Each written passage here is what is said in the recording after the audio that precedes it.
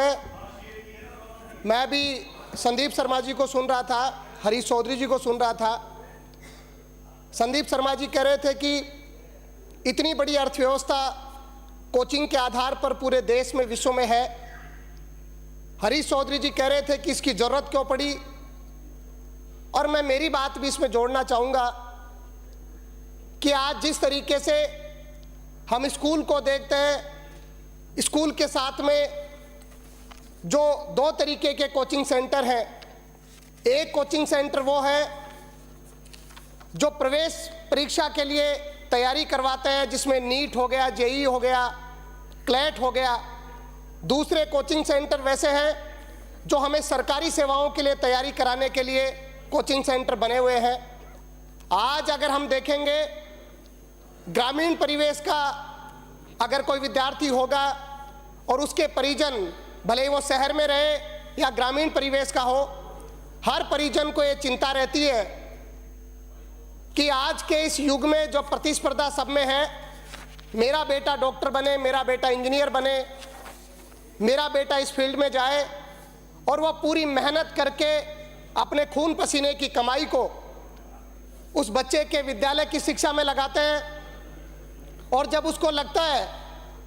कि विद्यालय में इसको सफलता नहीं मिल पा रही है, तो मैं इसको फाउंडेशन का कोर्स कराता हूं, तो किसी अच्छी प्रवेश परीक्षा के लिए किसी अच्छे,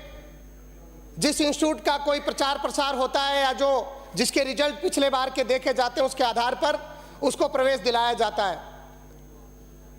और उसके साथ में उसके परिजन भी जिस तरीके से उसके साथ रहने का काम करते हैं। राजस्थान का जो कोटा, अगर हम देखें, कोटा शहर देखें, सीकर देखें, जयपुर देखें, और आज के समय में पिछले 5 वर्षों में राजस्थान के हर शहर में कोचिंग इंस्टीट्यूट का जिस तरीके से बढ़ावा मिल रहा है, जिस तरीके से कोचिंग सेंटर आए दिन खुलते जा रहे हैं और फाउंडेशन कोर्सेज की एक लंबी श्रृंखला चलती आ रही है। दूसरी तरफ हम देखेंगे सरकारी जो सेवाएं हैं वो सीमित हैं, और उस सीमित सरकारी सेवाओं में जिस तरीके का पैटर्न है, उस पैटर्न में मुकाबला करने के लिए जब छात्र ये देखता है कि मुझे कोचिंग सेंटर में जाना चाहिए, तो वो कोचिंग सेंटर में सरकारी सेवा के लिए जाता है। माननीय अध्यक्ष महोदय, मैं निवेदन करना चाहूँगा कि आज जिस तरीके से हमारे हायर एजुकेशन के जो इंस्टीट्यूट हैं, कॉलेजेज हैं, हमारी यूनिवर्सिटीज़ हैं, वहाँ पर अगर हम राजस्थान में जाकर के देखेंगे तो किसी भी अगर कॉलेज यूनिवर्सिटी में चले जाएंगे तो वहाँ पर कक्षाएं नहीं लगती, वहाँ या तो फैकल्टी नहीं है या फिर तमाम अच्छे प्रकार का इंफ्रास्ट्रक्चर नहीं है। और वो बच्चा जब उसको लगता है कि मुझे सही मायने में नौकरी लेनी है, मुझे मेहनत करनी है, वो कोचिंग का रास्ता तलाशता है। और कोचिंग इंस्टीट्यूट की जिस प्रकार की स्थिति हम राजस्थान में देखते हैं, देश में देखते हैं, ये बात सही है कि देश में आनंद कुमार जैसे लोग भी हुए जिसने सुपर 30 जैसा बैच चला करके इस देश में अच्छे IITians देने का काम किया। शिक्षा को सेवा का स्वरूप बना करके इस देश में सेवा कैसे शिक्षा के साथ बढ़ावा मिल सके, और शिक्षा को सेवा के साथ जोड़ करके उसके व्यवसायीकरण की तरफ ध्यान नहीं दे करके उसके सेवा के माध्यम के साथ कैसे बढ़ा जाए, ऐसे इंस्टीट्यूट भी हमको देखने को मिले। लेकिन आज के समय में मैं कोचिंग की प्रासंगिकता पर सवाल नहीं कर रहा, लेकिन इस बात पर सवाल जरूर करना चाहता हूं कि जिस तरीके से एक प्रतिस्पर्धा, एक अंधानुकरण आज राजस्थान में पूरे देश में कोचिंग के नाम पर बढ़ रहा है, और किसी प्रकार के जो सही तरीके के कानून अगर कोचिंग के संबंध में बनेंगे, तो मैं माननीय अध्यक्ष महोदय आपसे निवेदन करना चाहूँगा, जो विधेयक हम लेकर के आए हैं, राजस्थान की आम जनता, भले ही वो हमारे रिटायर्ड प्रोफेसर हो सकते हैं, बहुत अच्छे शिक्षाविद हो सकते हैं, परिजन हो सकते हैं, जो ब्यूरोक्रेट्स हो सकते हैं जिन्होंने अनुभव के साथ इसमें काम किया है, क्या हमने ऐसी कमेटी बना करके उनकी राय ली है? माननीय मंत्री महोदय, मैं आपका ध्यान आकर्षित करना चाहूँगा, क्या राजस्थान में हमने उन लोगों से चर्चा करी है कि जो लोग ऐसे सेवा भाव रखते हैं, जो प्रोफेसर हैं, शिक्षाविद हैं, जो लोग अच्छे तरीके से कोचिंग इस इंस्टीट्यूट को समझते हैं? मैं आपसे निवेदन करना चाहूँगा, इस विधेयक को, इस अधिनियम को, जिस विधेयक को मैंने पढ़ा है, इसमें बहुत सारी बातें जो 16 जनवरी 2024 को जो केंद्र सरकार द्वारा दिशा निर्देश दिए गए उसकी पुनरावृत्ति है। केंद्र सरकार ने जो बातें कही उसकी पुनरावृत्ति इसमें नजर आ रही है, और साथ में जो उच्चतम न्यायालय द्वारा सुझाव दिए गए उनको कई जगह पर हटा भी दिया गया है, भले ही वो उम्र का प्रावधान हो। आज जिस तरीके से हम कोचिंग सेंटर में देखते हैं माननीय अध्यक्ष महोदय, आज कोचिंग सेंटर में क्लासरूम कैसा रहेगा, अधिकतम छात्र संख्या कैसी रहेगी, कितने छात्र एक साथ पढ़ सकते हैं, इस प्रकार का स्पष्ट निर्देश इस अधिनियम में, यहाँ पर इस विधेयक में नहीं है। मैं माननीय मंत्री महोदय को ये भी कहना चाहता हूँ कि हमने जो वर्गीकरण इनका करना चाहिए था इंस्टीट्यूट का, एक जो संस्थान प्रवेश परीक्षा की तैयारी कराते हैं वो अलग संस्थान है, दूसरे संस्थान ऐसे हैं जो प्रतियोगी परीक्षाओं की तैयारी कराते हैं, उनका वर्गीकरण भी हमको करना चाहिए। साथ में कोचिंग सेंटर में किस प्रकार से जो हमारे स्पोर्ट्स के कोचिंग सेंटर हैं, आर्ट कोचिंग संस्थान हैं, उनको भी इस विधेयक में हम शामिल करें, उनके लिए भी हम नियम कानून बनाएं, और जो विद्यार्थी संख्या की जो बात मैंने करी उसको भी हम सही तरीके से लेकर के कि अधिकतम संख्या कितनी हो सकती है, और जो फैकल्टी, जिस फैकल्टी को देख करके कोई भी छात्र के परिजन ये देखते हैं कि अच्छी फैकल्टी है, मेरे बच्चे का एडमिशन मैं इस इंस्टीट्यूट में करा दूंगा, क्या उस फैकल्टी की गारंटी रहेगी, क्या वो उस इंस्टीट्यूट में रहेगा? अगर वो फैकल्टी उस इंस्टीट्यूट में नहीं रहेगी तो क्या उस बच्चे को रिफंड मिलेगा? ये प्रावधान भी इसमें शामिल करने की आवश्यकता है। कुछ ऐसे प्रावधान जो विशेष रूप से कई बार बच्चे बीच में छोड़ देते हैं, उनको वो संस्थान ठीक नहीं लगता, तो उसमें प्रतिबंधित किया गया है कि वो संस्थान को दूसरे संस्थान में प्रवेश नहीं ले सकता, उस पर भी हमको विचार करना चाहिए। और जो महत्वपूर्ण बात, जिस बात की आज इस कोचिंग सेंटर का जो है बिल हम लेकर के आए, जो आत्महत्या, बच्चों में तनाव, उसका सबसे बड़ा कारण है। हम कोटा का उदाहरण देखते हैं, मुझे जानकारी के अनुसार पिछले 3-4 महीनों में 17 से अधिक